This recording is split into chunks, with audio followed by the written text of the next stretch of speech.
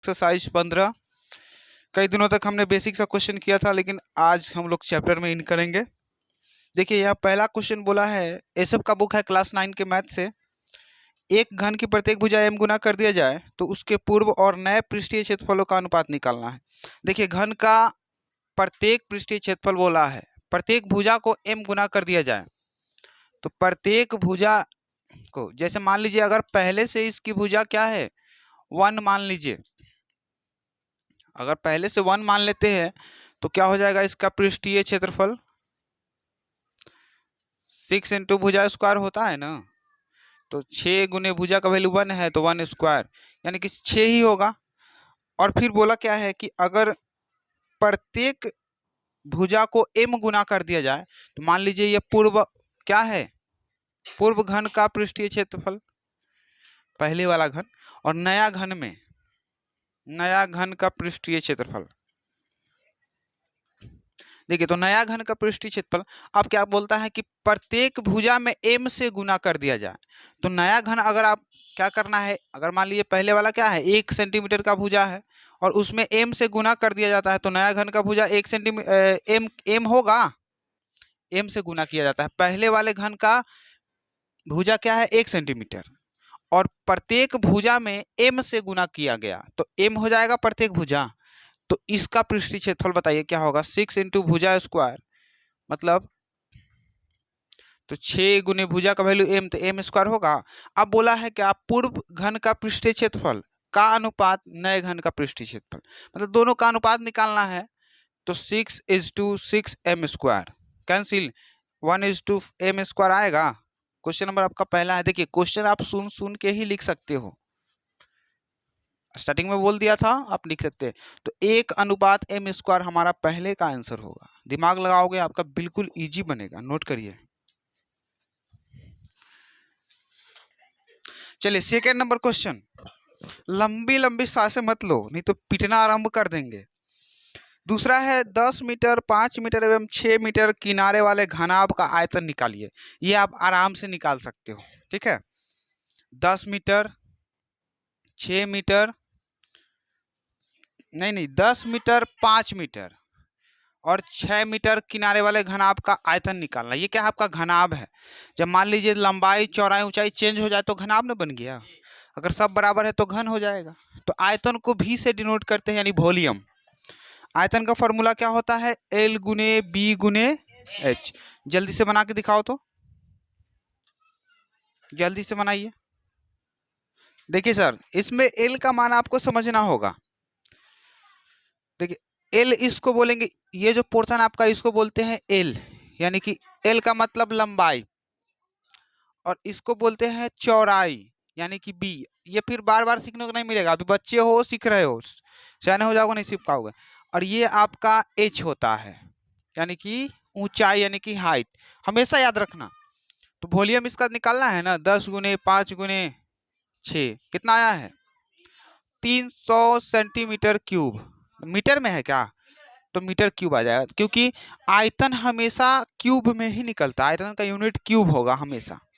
चलिए तीसरा number question बोलता है एक घन का विकर्ण नहीं एक घन का किनारा एवं विकर्ण की लंबाई के अनुपात, लंबाई डैश के अनुपात में। तो इसे नोट करिए, पहले वो दूसरा क्वेश्चन बताते हैं। तीसरा बना लिए है ना, चलिए तो डायरेक्ट देखते हैं, इसको मिटा देते हैं। क्वेश्चन नंबर तीसरा, उसमें न्यूमेरिकल कुछ नहीं है, बिना अंक वाला है। देखिए तीसरा है, बोला किसी घन का एक किनारा एवं विकर्ण की लंबाई डैश के अनुपात में है। आप सुन के लिख लीजिएगा क्वेश्चन। एक घन का किनारा, मान लीजिए घन का किनारा क्या हो जाएगा A हो जाएगा, और विकर्ण, विकर्ण को हम लोग किससे D से डिनोट करते हैं ना, D से। तो घन का विकर्ण क्या होता है, याद करो, √3 गुने भुजा, यही ना। घन का विकर्ण लिखाए थे क्या, √3 इंटू नहीं लिखाए थे। देखिए किनारा अगर A है ना, अरे तुरंत स्टार्टिंग में लिखावे किए हैं। तो एक घन का किनारा विकर्ण डैश की लंबाई के अनुपात में, तो विकर्ण हो जाएगा √3 गुने भुजा, ठीक है, इक्वल D। घन का विकर्ण हो जाता है √3 इंटू भुजा। ये नहीं हुआ? अच्छा ये पूछता, पहले एक काम करिए, विकर्ण को तो डी से हम लोग डिनोट करते ही है, करते हैं ना। तो पूछा है क्या, किनारा एवं विकर्ण की लंबाई, तो A/D, ठीक है, मतलब किनारा अनुपात विकर्ण, डी का मतलब विकर्ण होता है ना, तो किनारा का तो किनारा ही रखेंगे, भुजा, किनारा का मतलब भुजा, और विकर्ण का ऑब्जेक्टिव बहुत सुंदर सा है, 10वीं क्लास के लिए मोस्ट इंपोर्टेंट है ऑब्जेक्टिव। ऑब्जेक्टिव क्या, पूरी चैप्टर ही इंपॉर्टेंट है, कहीं से पूछा जाता है एग्जाम में। अब विकर्ण का फॉर्मूला होता है √3 गुने भुजा, भुजा स्क्वायर क्या बोल रहे हो, √3 गुने भुजा, तो A/√3, भुजा को हम लोग A से डिनोट करते हैं, A एक कैंसिल, बच गया 1, तो 1/√3, यानी कि इसका किनारा एवं विकर्ण की लंबाई का अनुपात 1/√3, ठीक है। ये आपका क्वेश्चन हो गया पहला का तीसरा, नोट करिए। चलिए आगे कोई और देखते हैं। आप क्वेश्चन अगर नहीं होता है तो बगल में आपको मिल जाएगा, चित्र में देख लीजिएगा, और किताब है आपके पास एसएफ का 9 का, क्लास 9 का बुक, तो कोई दिक्कत नहीं। चौथा बोलता है 2 मीटर लंबी भुजा वाले घन से 1 मीटर लंबी भुजा का घन काट लिया गया, घन का शेष आयतन ज्ञात करें। देखिए अगर आप क्वेश्चन सुन के लिख सकते हो तो और सुंदर सी बात है। 2 मीटर लंबी भुजा वाले घन से 1 मीटर लंबी भुजा वाला घन काट लिया गया, शेष घन का आयतन निकालिए। देखिए तो पहले तो 2 मीटर लंबी भुजा वाले घन का आयतन कितना हो जाएगा, 8, और 1 मीटर भुजा वाले घन का आयतन एक ही ना होगा, भुजा कितना है, घन का आयतन होता है भुजा क्यूब, ठीक है, फिर माइनस छोटे घन का भुजा क्यूब, तो मान लीजिए एक है कितना, 2 का होल क्यूब हो जाएगा, और एक घटा लिया गया तो एक ही ना बचेगा, तो 2 दूना 4, 4 दूना 8, और एक का क्यूब क्या होगा, 1 ही ना होगा, 8 - 1 7 हो गया, कोई ज़्यादा इसमें दिक्कत है नहीं। पांचवा देखिए, एक घन का किनारा 10 सेंटीमीटर है, तो आयतन निकालिए। देखिए घन का किनारा आपका 10 सेंटीमीटर है, तो अगर एक भुजा 10 मिल गया घन का, तो सबका सब 10 ही ना होगा, और घन का आयतन पूछा तो वॉल्यूम कितना, भुजा क्यूब, है ना, भुजा क्यूब, कोई दिक्कत होना नहीं चाहिए। छठा देखिए, एक घन का किनारा 7 सेंटीमीटर है, घन का कुल पृष्ठीय क्षेत्रफल, अब बोला क्या है कि 7 सेंटीमीटर है, ठीक है, तो कुल पृष्ठीय क्षेत्रफल कितना होगा, वॉल्यूम तो ये हुआ, घन का कुल पृष्ठीय क्षेत्रफल 6 इंटू भुजा स्क्वायर, घन का कुल पृष्ठीय क्षेत्रफल 6 गुने भुजा स्क्वायर, तो डाल दीजिए यहाँ पे वॉल्यूम, पृष्ठीय क्षेत्रफल को ए से डिनोट करना, एरिया, ठीक है, तो 6 और भुजा का मान कितना 7 है, तो 7 का स्क्वायर, तो 6 गुने 7 7 49, और गुना कर लीजिए, जो होगा वो हमारा आंसर हो गया, ठीक है। छठा हो गया। सातवां देखिए, कहता है एक घन में डैश सतहें होती है, सतह, सतह का मतलब ऊपर वाला परत, तो आप कितना बोल सकते हो, देखिए एक आगे वाला, एक पूरा सा परत, एक आगे वाला, एक पीछे वाला, साइड वाला, साइड वाला कितना हो गया 4, ऊपर वाला, नीचे वाला 6 हो गया, तो घन की कुल सतहें 6 होती है। अगर नहीं समझ में आया तो देखिए यहाँ पे 1 2 3 4 5 6, ठीक है, तो 6 सतहें हो गया।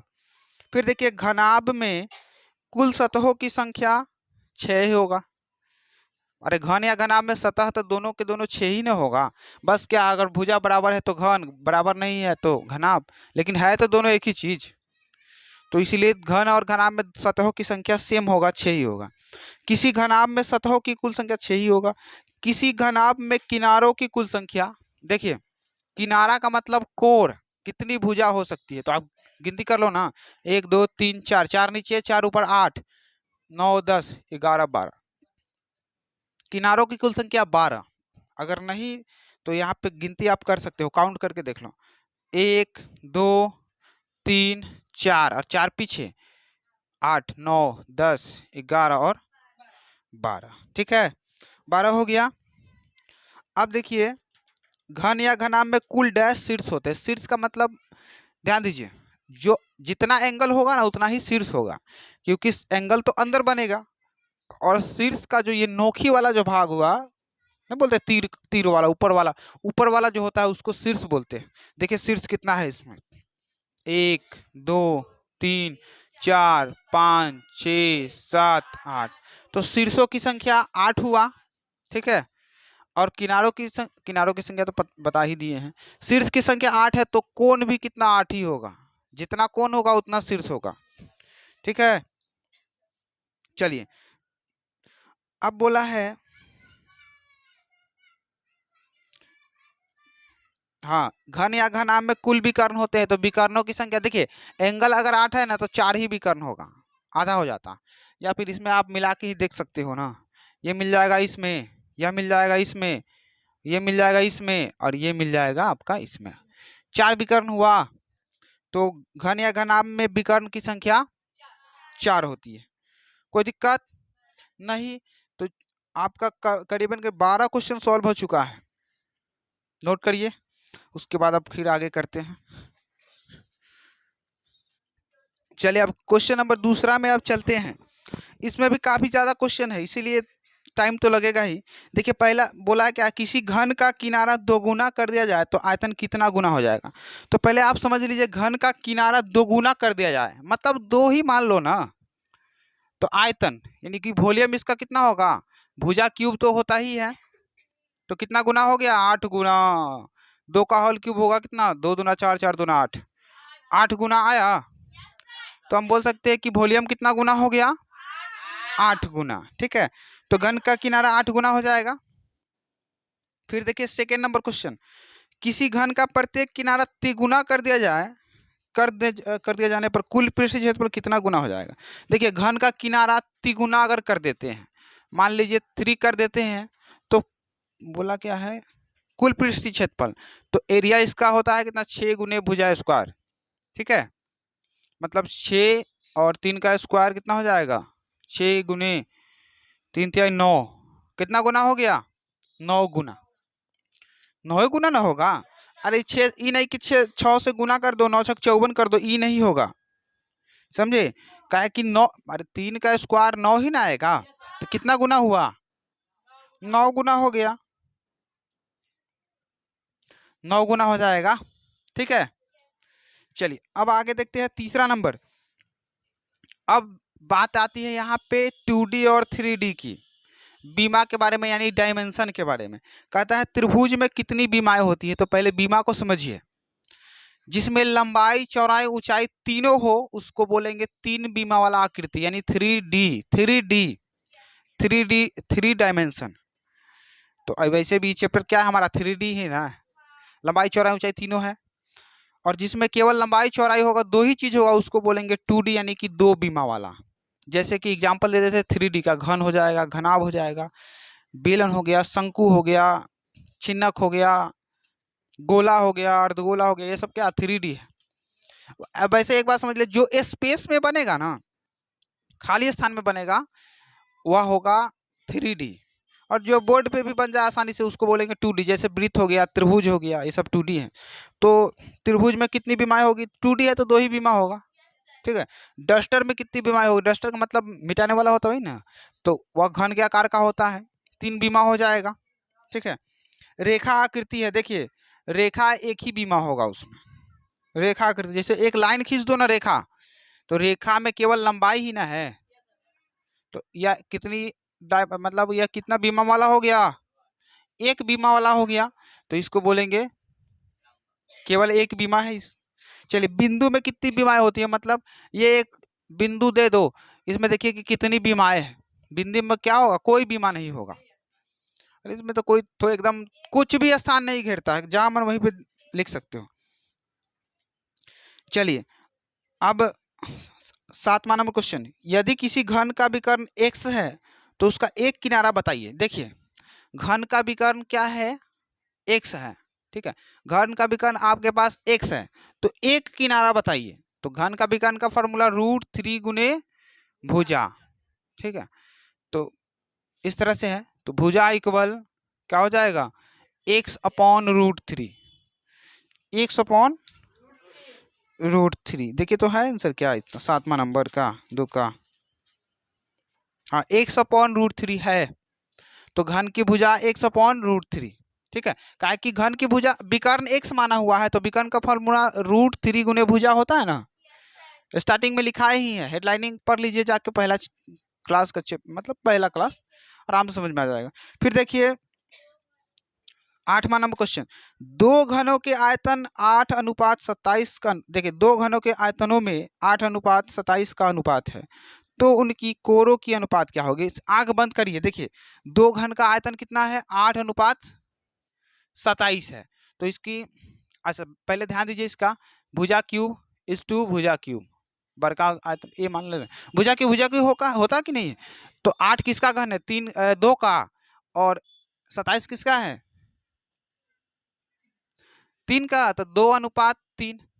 भुजा का आयतन कितना हो गया, 2:3। बिल्कुल इजी है ना। चलिए ये आपका बन चुका है। अब दो नंबर का 8 क्वेश्चन बन गया, मतलब कि 12 8 20 क्वेश्चन बन चुका है। फिर आगे बढ़ते हैं, नोट करिए।